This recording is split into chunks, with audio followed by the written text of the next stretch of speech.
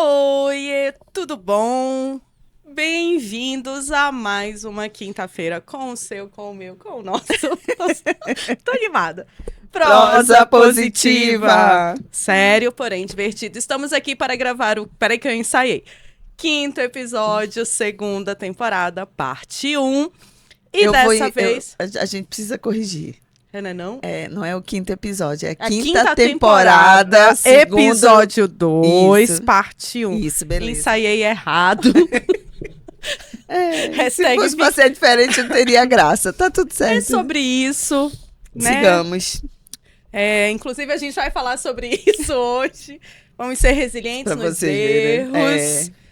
Pra quem chegou aqui pela primeira vez, toda quinta-feira, a partir do meio-dia, a gente tem um episódio novo. E agora, 30 minutinhos para dar tempo de você ver no carro, indo pro trabalho, pra faculdade. No intervalo do almoço, antes de entrar na aula na faculdade. Exatamente. Antes de dormir, pra dormir bem. Assim, às vezes pode dormir refletindo sobre, enfim. Se você ainda não nos segue, vamos lá, @cdperma com H no final no Instagram, Facebook e o Prosa Positiva no YouTube. No Spotify também tá Prosa Positiva. Exatamente. Beleza, e eu estou aqui com a Aninha, que já apareceu no vídeo, porque hoje a gente... Faz tempo que a gente não grava, né? A gente tá um pouco torto aqui. Não Está se sei. adequando aqui às novas posições. Tem um negócio meio estranho, mas ok. É que faz Vamos tempo que a nessa. gente não grava. E hoje nós vamos conversar sobre o que, Aninha? A gente vai falar sobre resiliência no ambiente de trabalho. No último episódio a gente falou sobre gestão de carreira, né? Exatamente. E aí você vai acompanhar.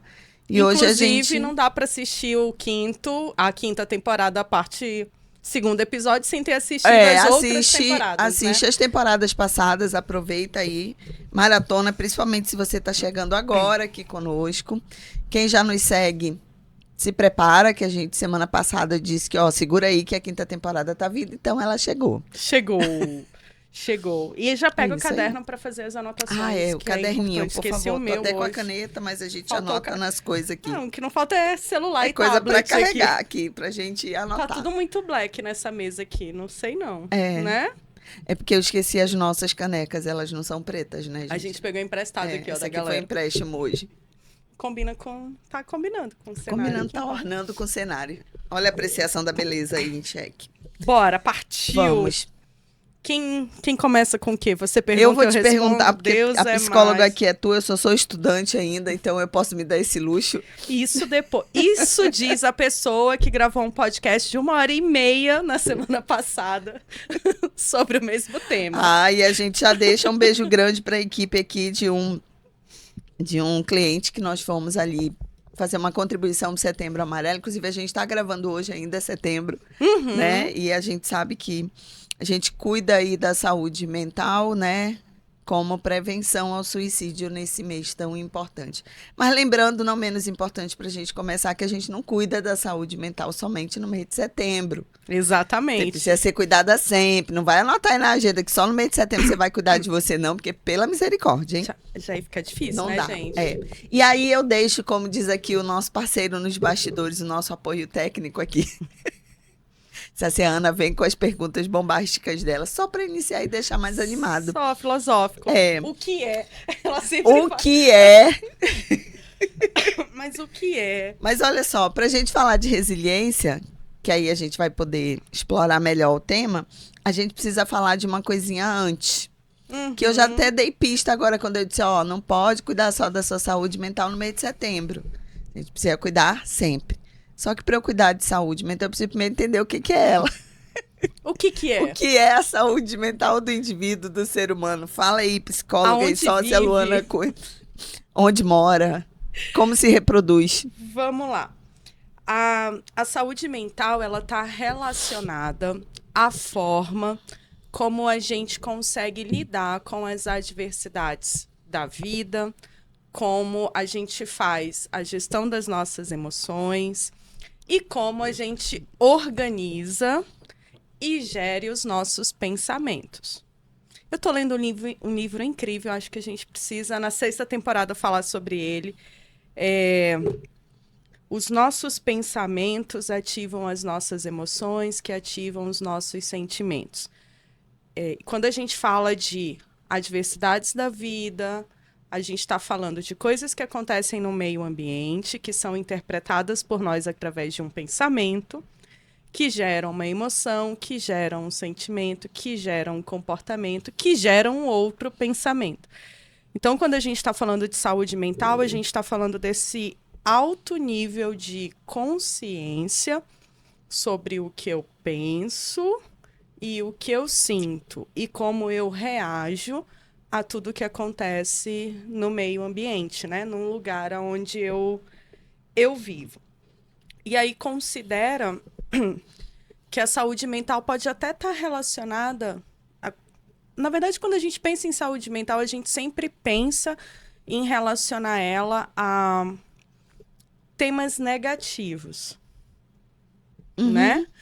É verdade. Mas você sabe, talvez a maioria das pessoas que estão nos ouvindo não sabem, mas o excesso de qualquer coisa também é um problema. Não é saudável. Não é saudável, é patológico. Então, inclusive, a saúde mental passa por saber lidar com os episódios de alta emoção positiva, né? Episódios extremos de felicidade, a busca constante por eles, né? De uma forma desregulada. Ela pode atrapalhar ou adoecer, nos adoecer mentalmente. Eu ia falar adoecer a nossa saúde mental, ia ser um pouco confuso, né? Fica estranho. Mas nos adoecer mentalmente. Então, talvez o conceito mais simples, Aninha, seja o que a gente fala desde o primeiro episódio. Assim como assegurar a minha saúde física é realizar exames, ir ao médico, ter uma alimentação saudável, praticar exercícios. Ter uma saúde mental positiva é reconhecer o que eu penso, saber a qualidade desses pensamentos, regular aquilo que eu consumo, né, enquanto conteúdo, se são coisas boas ou ruins. É que nem escolher o que você come. Escolher o que você vai captar ou, né, armazenar aí do mundo. Então, acho que é o autoconhecimento na sua mais pura essência, usado de uma forma a te dar vigor, a te dar energia e a te dar aquilo que a gente vai falar hoje, que é a resiliência, né? Para superar as adversidades ou para lidar com todos os picos de emoções e pensamentos que a gente tem e que são normais durante o nosso dia a dia. Tá, vou pegar um gancho aí na tua fala para variar, né? Quando a saúde mental, assim, que a gente entende que a gente está em dia, então é um momento de mais tranquilidade, eu me sinto mais potencialmente... Você tem a sensação de maior bem-estar. Isso. Quando eu estou regulado, quando a minha saúde mental está em dia, é difícil, vai ser desafiador para qualquer episódio externo abalar o seu bem-estar, né? Você vai conseguir lidar com tudo aquilo que acontece de uma forma mais simples, mais saudável, mais leve. Acho que um exemplo legal, assim, todo trabalhador tem um período de férias. E essa é uma reflexão que eu fiz durante o meu período de férias. Inclusive, tem lá no meu Instagram, antes de eu entrar de férias, uma lista de coisas que eu fiz sobre o que eu aprendi estando de férias sem tirar férias, né? Quando a gente está imerso aí numa rotina muito desafiadora, né? Casa, trabalho, estudos, contas para pagar, enfim. E que a gente dá uma pausa para reorganizar ou para ajustar né, esse ciclo, você leva um tempo gigantesco para desacelerar. Até você conseguir diminuir o ritmo do teu processamento, né, daquele ambiente que te coloca, na grande maioria das vezes, num pico de estresse para ter resposta, né? Para responder àquele ambiente, você leva um tempo. E quando você consegue se organizar para ter esse período de parada, mais organizado mesmo, esfriar a cabeça, abrir mão, né, do controle de algumas coisas, e você retorna. Ontem eu vivi um episódio bem, assim, que me despertou essa reflexão. Num grupo de WhatsApp ali do trabalho, um problema aconteceu e as pessoas estavam enérgicas resolvendo aquele tema. Há 10 dias atrás, se eu tivesse lido aquela mesma mensagem, aquilo teria me causado um pico de estresse muito alto, porque o meu nível de resiliência estava muito baixo. Então, tudo que acontecia, por já estar, né, o copinho já está cheio, era visto ou sentido de uma forma que me causava uma sensação de mal-estar, né?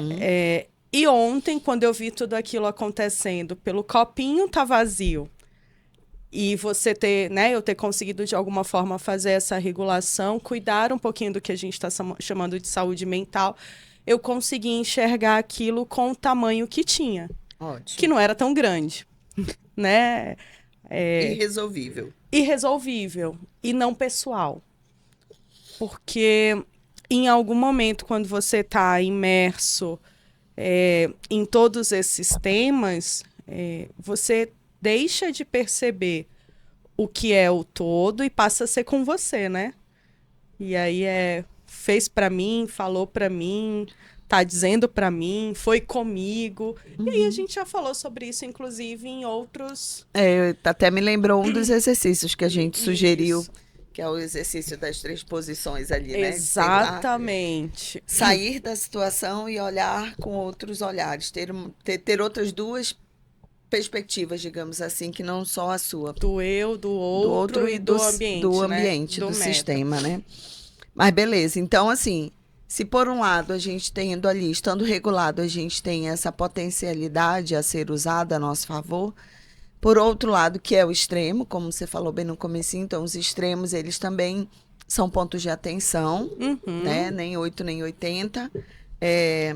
A ausência dessa saúde mental, né? Ou desse favorecimento, digamos assim, mental, tira o prazer, ou então tira a capacidade até da gente fazer coisas muito simples. Sem né? dúvida. Como ir ao trabalho, ou como interagir socialmente. Ter um tempo de como se qualidade com a sua relacionar. família. Isso. É só a gente pensar... E são coisas pequenas, não precisam ser coisas grandes. Os sinais, São- eles aparecem, né? Eles surgem. são pequenos. Uma mudança de humor clara, né? Alguém que é sempre sorridente, que é mais sociável, quando tá mais duro, quando tá mais áspero. Pode ser um sinal, um alto sinal de cuidado. Porque, sem dúvida, todo mundo vai ter em algum momento um dia que não está bem. Isso é normal, faz parte da nossa rotina. Mas esse dia que a gente não está bem, ele deve ser observado por nós. Né? Acolhido. A gente fala muito, né, de acolher. Acolhe e entende o que não te fez bem. O que você pode fazer para que aquilo tenha um impacto menor em você. Não para que não impacte. Precisa impactar. Você precisa ter altos e baixos. Faz parte da nossa vida. Mas por que aquilo doeu? Por que aquilo tirou a tua energia? Por que aquilo te deixou para baixo? Por que aquilo te entristeceu? Para que a gente veja quais são os aprendizados e como lidar com isso de uma forma melhor. Porque normalmente a gente segue, assim, de novo, caminhos extremistas. Ou eu falo, tá tudo bem, é só um dia ruim e segue o baile, sem fazer essa análise. Ou eu nem percebo, né? O que tá acontecendo, e quando eu vou olhar, eu já tô num nível de estresse muito alto, tô fazendo um burnout no ambiente de trabalho, tô fazendo um transtorno de ansiedade generalizado, tô fazendo um quadro de depressão, porque a gente foi negando esses pequenos episódios, que é o que a gente faz com a nossa saúde física. Ah, uma dor de cabeça, uma dor de barriga, enfim, um remédio, nananã, e A gente pronto. não dá a atenção que é devida Quando você vai naquele olhar, momento. você já tá para morrer. Aí pronto, não tem mais muito o que ser feito. E até falando nisso, eu me recordo agora, hoje a gente tem muito acesso não só a psicotrópicos, a medicamentos, como a regulações emocionais disfuncionais para esse tipo de situação. Então, quando eu tenho um mal-estar ou quando eu julgo, né, que a minha saúde mental não está bem, assim como na minha saúde física, eu me automedico, né? Uhum. Ah, toma um relaxante muscular para dormir, pega uma receita com um amigo aí para fazer um Rivotrilzinho, né? Vai mascarando os sintomas sem cuidar da causa raiz, sem lá ver o que está causando aquilo. E quando eu não falo de medicamentos, eu falo de regulações emocionais, eu uso alguns recursos que não são funcionais para atacar esses sintomas, não a causa raiz. O que seria isso? Bebida, cigarro, droga, pornografia. Então, eu vou buscar Válvulas de escape.